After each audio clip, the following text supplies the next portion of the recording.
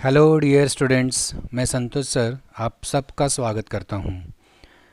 Friends, पानी के बहुत सारे गुणधर्म होते हैं, परंतु इस वीडियो में हम एक बहुत ही विशेष गुणधर्म की बात करेंगे। इस गुणधर्म का नाम है पानी का असंगत व्यवहार।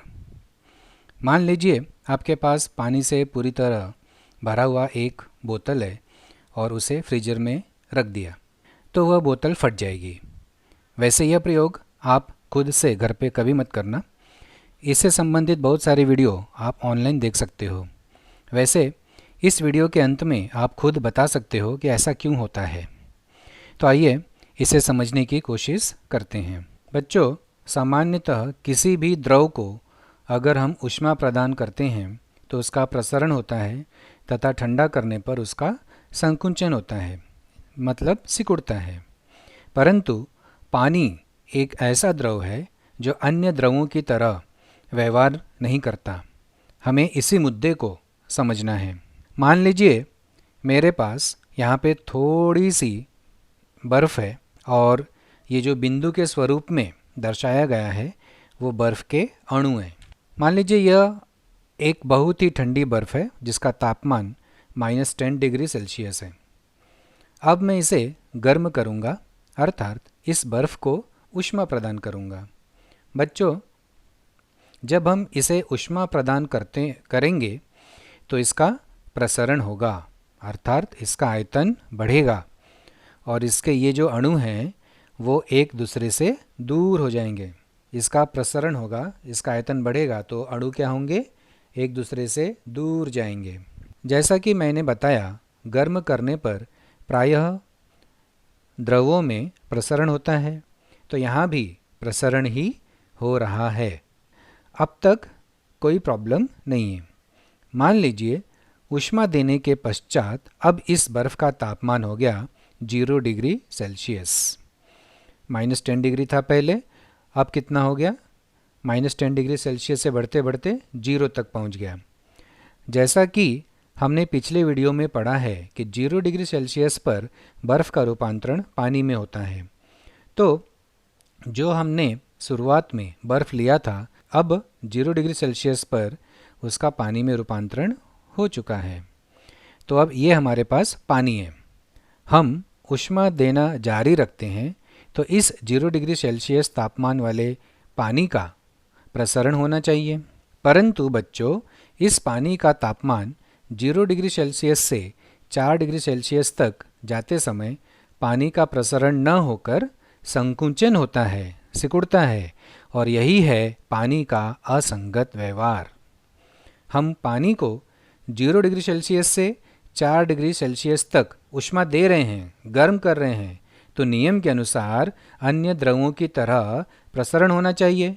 परंतु इस 0 डिग्री सेल्सियस से 4 डिग्री सेल्सियस तापमान वाला पानी इस नियम का पालन नहीं करता। वह फैलने के बजाय सिकुड़ता है और इसी को हम कहते हैं पानी का असंगत व्यवहार। यदि इसके आगे पानी को और अधिक गर्म करते हैं तो वह अन्य द्रवों की तरह फैलता है।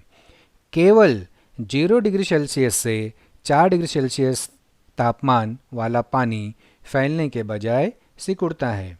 अतः 0 डिग्री सेल्सियस से 4 डिग्री सेल्सियस तापमान वाले पानी के द्वारा दर्शाए गए व्यवहार को पानी का असंगत व्यवहार कहते हैं।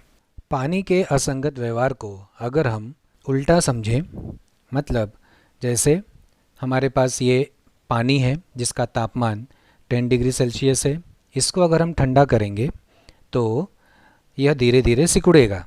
कब तक सिकुड़ेगा? 4 डिग्री सेल्सियस तक सिकुड़ेगा। जब इसका तापमान 4 डिग्री सेल्सियस से कम होने लगता है तो यह सिकुड़ने के बजाय फैलने लगता है, जैसा कि आप यहाँ आकृति में देख भी सकते हो।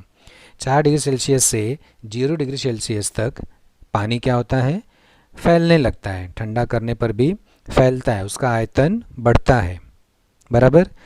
और उसके बाद 0 डिग्री सेल्सियस से जब कम होने लगता है तो सिकुड़ता है। तो इस तरह से भी पानी का असंगत व्यवहार हम समझ सकते हैं।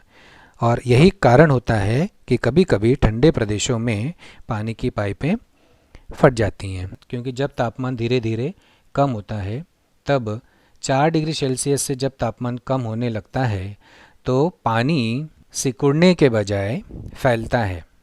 पानी सिकुड़ने के बजाय फैलता है। जो 4 डिग्री सेल्सियस से 0 डिग्री सेल्सियस तक आते आते उसका आयतन बढ़ने लगता है।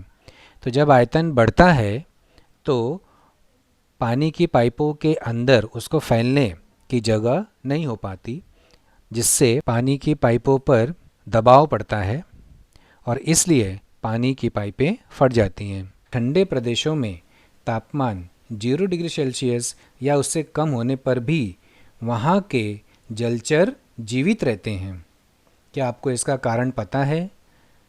बच्चों, ठंडे प्रदेशों में जब तापमान 0 डिग्री सेल्सियस तक पहुँचता है तो नदियों या तालाबों के ऊपरी स्तर का पानी बर्फ़ बन जाता है। बर्फ़ का घनत्व पानी के घनत्व से कम होता है। ठीक है, बर्फ़ का घनत्व पानी के घनत्व से कम होता है, इसीलिए बर्फ़ पानी पर तैरती रहती है। ऊपरी सतह पर बर्फ़ होने के कारण तापमान कम होने पर भी अंदर का पानी बर्फ़ नहीं बनता, वह पानी के स्वरूप में ही रहता है और इसलिए जलीय प्राणी पानी में आसानी से जीवित रह सकते हैं। बच्चों, इस आकृति के द्वारा आप पानी के आयतन के बारे में क्या निष्कर्ष निकाल सकते हो? देखिए, यहाँ शुरुआत में तो ये फैल रहा है, अर्थात आयतन अधिक हो रहा है, परंतु 0 डिग्री सेल्सियस से 4 डिग्री सेल्सियस तक लगातार पानी सिकुड़ता जाता है।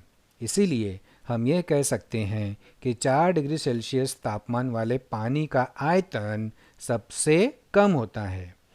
और जब आयतन सबसे कम हो गया तो इसका मतलब होता है कि उसका घनत्व सबसे अधिक है, अर्थात 4 डिग्री सेल्सियस तापमान वाले पानी का आयतन सबसे कम और घनत्व सबसे अधिक होता है। आइए पानी के असंगत व्यवहार को आलेख से भी समझ लेते हैं। 1 किलोग्राम द्रव्यमान के पानी को 0 डिग्री सेल्सियस से ऊष्मा देकर तापमान तथा आयतन नोट करके आलेख बनाने पर आकृति में दर्शाए अनुसार वह वक्र होगा।